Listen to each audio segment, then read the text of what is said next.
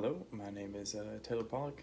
I'll be doing the, assignment 6, lab report 3 for skin and bones for biology 250, anatomy physiology 1. So like I said, this here, we'll just kind of talk through the lab actually before I do anything. I guess I should probably show this.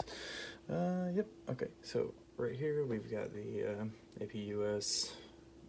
Pretty much assignment pulled up for the lab 6, just walk through the instruction steps, and then the structures list of labs and no other windows pulled up there. This here actually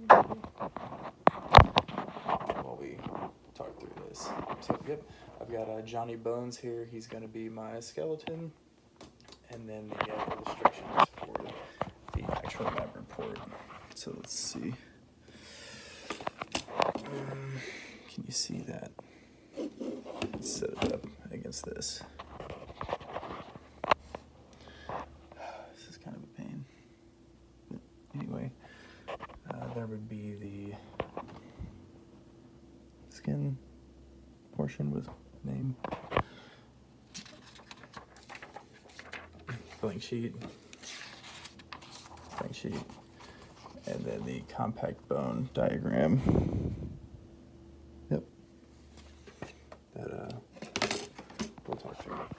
So again, Taylor Pollock, and I'll begin with the illustration 1 for the skin. No other additional resources here. Weight, colored pencils, nothing under the desk, water, window seal, nothing behind me. So I guess you gotta see this as we talk about it. So maybe if I set it here and talk about it, and I got my list in front of me on the computer. So I know I'm not the best artist, but we will try to make it work, and I'll explain a little bit. So really we could start by just saying what the layers are. There's 3 main layers here for the skin portion of the lab. The upper portion is the epidermis.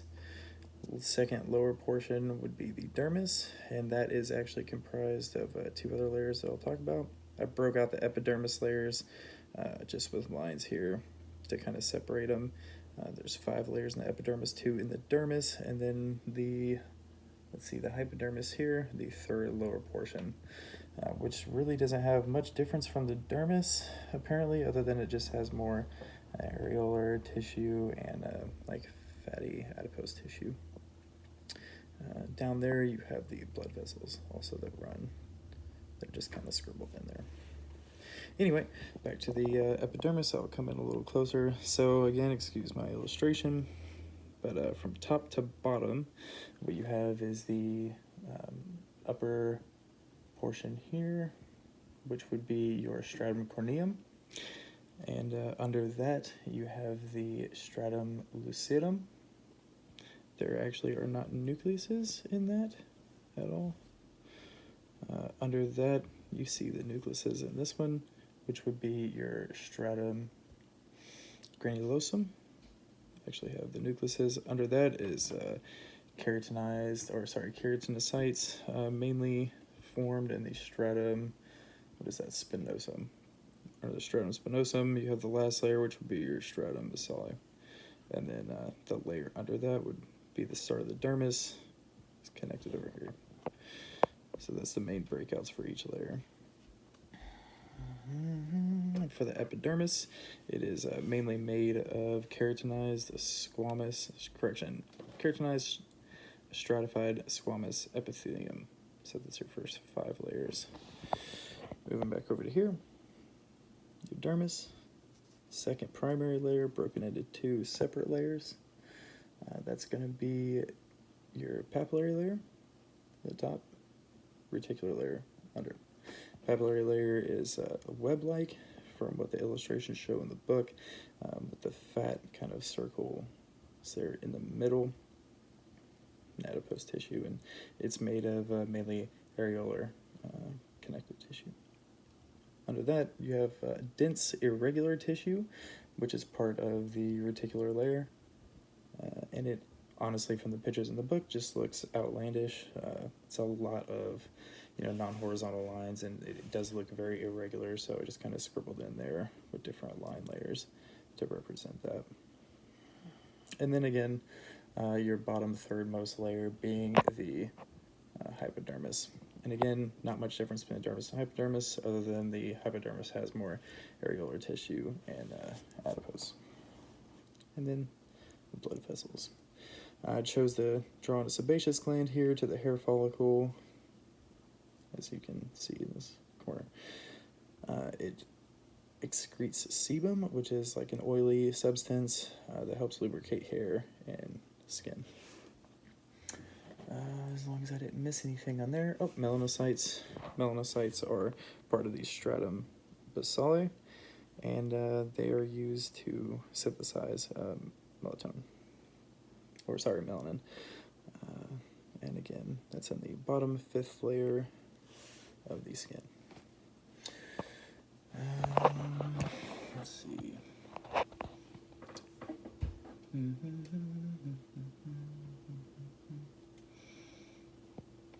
Yep, went from bottom to top in the epithelial, in the epidermis with the basale. Making sure I didn't miss anything. Spinosum, granulosum, lucidum, corneum. Yep, spot in the sebaceous gland. And we hit the asterisk marks as well. So for that, flip this over and go to the bone. It's the hardest thing ever to see. Or to do, I guess I should say. But again, we'll do this. It is right there. Okay. So going from top to bottom for the list of blood vessels, and the nerves follow in over here in what we do call the central canal that comes down the middle of each one of these circular structures, which I'll name here in a second. So they fall down, they fall horizontally outside to the outside of the compact bone as well. Caneluculi are these little lined structures that come from the outside of the circumference in toward that central canal. So you could add, a few more in here. Just kind of canal structures. And again, they go to the central canal. So circumferential lamellae.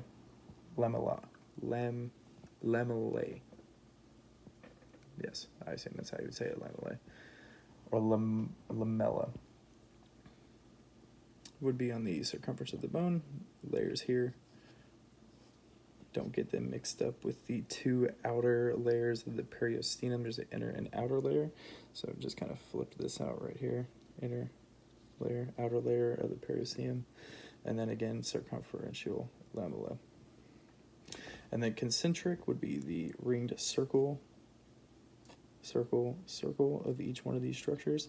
The whole thing together would be the osteon, usually colored as like the outermost, and it comes out all as a cylinder. Lacunae are these little spaces here between the concentric rings, and they house the osteocytes. So that would be it for bone. Again, still nothing else on the screen. And we'll talk about Johnny Bones here. My camera is really bad. It's really bright. Maybe that'll help.